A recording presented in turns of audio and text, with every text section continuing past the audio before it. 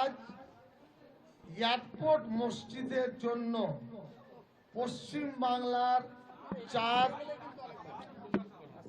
কোটি মুসলমানের জন্য পশ্চিম বাংলায় ধর্ম নিরপেক্ষ, ভাই কথা বলবেন না, ধর্ম নিরপেক্ষ গণতান্ত্রিক দেশপ্রেমিকের জন্য একটা কালা দিবস। অসংখ্য অসংখ্য অমুসলিম ভাইরা টেলিফোন করেছেন, সাহেব কালকে আমাদের মন্দিরও তো বন্ধ করে দিতে পারে। আমরা অত্যন্ত শান্ত, हम बंद कर देंगे भाई, सीधा सीधा मसला, बात सुन लीजिए, उर्दू भी कहेंगे। आज আমরা দুঃখিত, পশ্চিম বাংলায় কি করছেন আপনারা? ছোট আলোচনা কি আছে, ধৈর্য ধরুন। আমি বলছি আজকে অসংখ্য পুলিশ আগ্নেয়াস্ত্র নিয়ে রেডি হয়ে এসেছে, কিছু ঘটবে। এই যে খরচ, এই যে পুলিশদের গরিমা নষ্ট হলো, বিভ্রান্ত হলেন, এটা আমাদের জন্য দুঃখদায়ক। পুলিশের সোর্স ফেল, যে মিডিয়ারা বলেছেন তাদের বলবো বাবা মায়ের পায়ে আশীর্বাদ নেন, যার মিথ্যা বলবো না।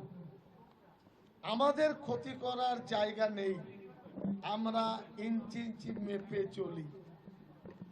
আমরা এই মসজিদের বিষয়ে 24 থেকে 25টি 2004 সাল থেকে এ পর্যন্ত তথ্য এয়ারপোর্টের সাথে লেনদেনের আছে, সেটা প্রমাণ আপনাদের দেব না, সময় দেবে। দ্বিতীয়, গতকাল এয়ারপোর্ট অথরিটিকে মসজিদ কমিটি চিঠি দিয়েছিলেন, জুমার নামাজের সুযোগটা আমাদের দেন, থানায় দিয়েছিলেন, তারা কেউ সাড়া দেন। আমি শেষে মাননীয় মুখ্যমন্ত্রীকে চিনি, তিনি চেনেন। আমি নিজে রাত্রিবেলায় চিঠি দিলাম, চিঠি দিয়ে বললাম যে কমপক্ষে শুক্রবারে নামাজটা ব্যবস্থা করে দিন। কোথায় যাব আমরা? পাড়ায় সব আপনার বর্ষা বাদলা, একটা ছাউনি করে বা ভিজে আমরা নামাজ পড়তে পারবো, তারা দিলেন না। এটা কেন জানি না, এটা তাদের হঠকারী সিদ্ধান্ত। গতকাল রথযাত্রায় সারা কলকাতা তোলপাড়, আমরা খুশি হিন্দু ভাইদের রথযাত্রা, রাস্তার উপর রথযাত্রা, পুলিশ প্রশাসনের সহযোগিতায় রথযাত্রা। আর বাংলার মুসলমান বাঁকড়া এমন অপরাধ করেছে, শত শত সশস্ত্র পুলিশ তাদের ঘাড়ের উপরে জুমার নামাজ পড়তে দেব না। এটা খুব দুঃখ, এটা বেদনা। আমরা আশা করি, আমরা চাইছি এয়ারপোর্ট অথরিটি মসজিদ খুলে দিক। গতকাল মুখ্যমন্ত্রীর কোন একজন প্রিন্সিপাল সেক্রেটারি কোন একজন ব্যক্তির মাধ্যমে যোগাযোগ করেছেন, আমি উত্তর দিয়েছি। আমি বলিনি যে সিএম এর সাথে কথা বল, সিএম ব্যস্ত আছে।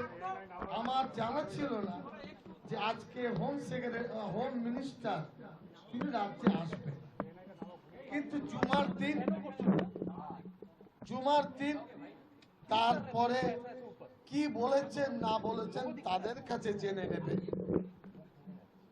আপনারা তাদের কথা আমাদের জিজ্ঞাসা করবেন। আমাদের সিদ্ধান্ত, আইনের রাস্তা খোলা। এক। দ্বিতীয় হলো সারা রাজ্যের 22টি জেলা আমি বলছি দায়িত্ব নিয়ে, শান্তিপূর্ণভাবে 1 কোটির বেশি মানুষ নিজের নিজের মসজিদে দোয়া করেছেন, যথাসাধ্য কালো ব্যাজ পরে প্রতিবাদ করেছেন। দুঃখের কথা, বেদনার কথা। নেক্সট স্টেপ, এক হলো আদালত, আর একটা হলো অফিসিয়ালি চিঠি রাজ্যবাসীর পক্ষ থেকে। সেটা কমিটি আলোচনা করে ঠিক করবে। আর মিডিয়াদের বলবো, অতিরিক্ত কোনো প্রশ্নের জায়গা আপনাদের নেই, বিরক্ত করবেন না, আপনাদেরকে সম্মান দিয়ে রাখার চেষ্টা করবেন। সিদ্দিকুল্লাহ চৌধুরীর মতন ইমানদার নেতা মরে গেলে খুঁজবেন। আচ্ছা, আপনার কোনো প্রশ্ন नहीं, নেই? कोई सवाल नहीं।